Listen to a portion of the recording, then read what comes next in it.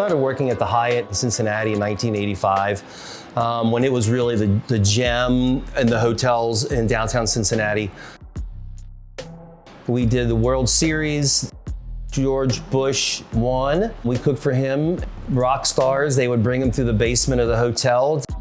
It was just a really great place to be at the time. Cincinnati had more 4- and 5-star restaurants per capita than New York or San Francisco. And no matter how great my sales were, my product cost, or how many, bata boys we got after a banquet, it just kind of felt hollow. Yes, I cooked for presidents and rock stars and those people, but sometimes you have to take a step back and realize that God's given me this talent. How can I best utilize it?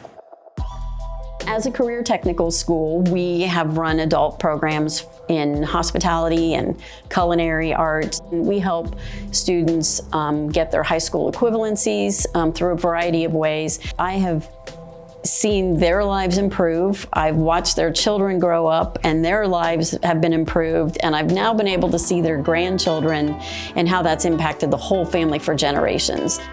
We were seeking someone to be our chef, and Gary applied. Lucky us. It's really interesting that when we start off, they're very much kind of at a distance.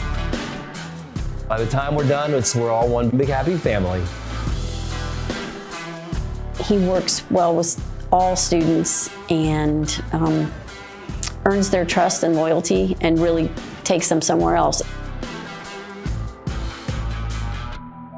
Well, with COVID hitting and everybody kind of taking a big step back, it really just magnified the kind of food desert that we have here. COVID was really the crisis that gave us the opportunity to look at things differently and see how can we reach people when we've been told that we can't do it the traditional way. Really put our thinking caps on about what we could do to make an impact. So that's where we came up with the idea to take and start to produce meals here.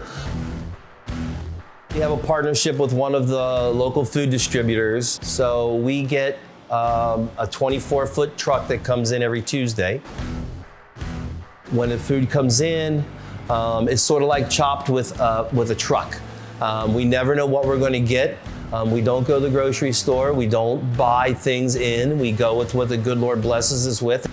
My son, Keegan, he is just a heart of gold, will jump in and do anything. He said, come here and let's start cooking. So I just jumped right in and helped him. And our students, under Gary's direction, would prepare meals, really amazing meals. It's not like your average peanut butter and jelly sandwich.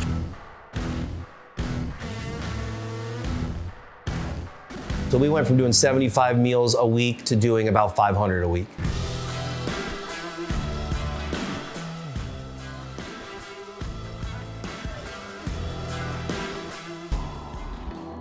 It's really taken us out of something good into something so much better, with so much more impact.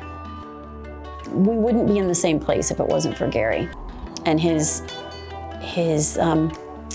view of the world and his mission, his own personal mission that he brings to his job.